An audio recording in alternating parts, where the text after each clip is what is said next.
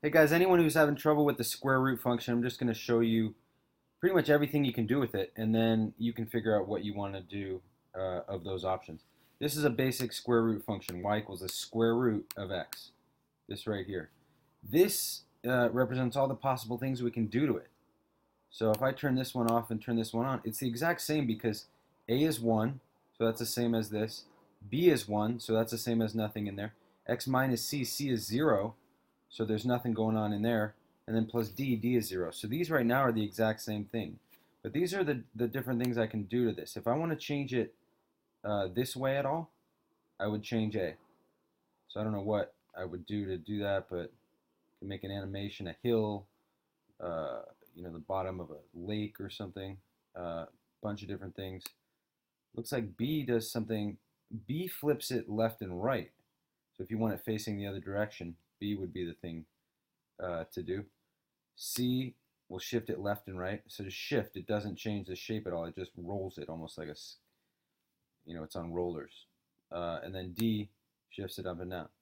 So you should be able to plant this anywhere on the graph that you want just using these sliders.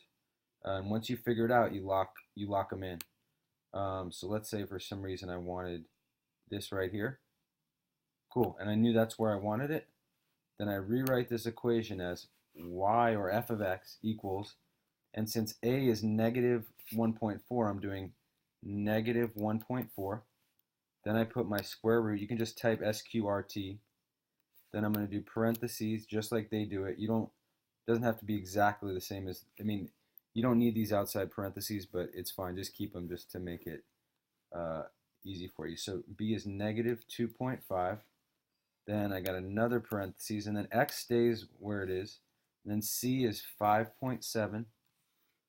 And then we close that up and close up again. And then the d has to be outside the square root. So it looks like d is 5.4. So cool. Now look, if I shut this down, it's the exact same function because I just plugged in the numbers for those letters. Now I can get rid of all these letters, and I could use them for another equation if I need to. Because if we have something where we want it, we don't want to mess. We don't want the sliders in there. But that's all the possible stuff you can do with a square root function. So I'm going to put. Actually, it doesn't matter. I'm going to delete this because we have what we want now. You can put restrictions on it if you want. Let's say I only want it. I don't know. I only want it above the x-axis. The x-axis is actually the line y equals 0 because it's horizontal. Hoi. So I'm going to say y is greater than 0 because I want the stuff above the x-axis. So I'll get that shape. Hope that helped, guys.